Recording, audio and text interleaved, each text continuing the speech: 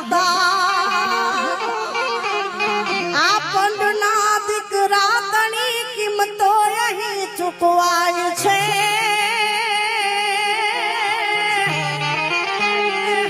અમથી નથી વાતું હજી બોદર તણી ચર્ચાય છે બોદર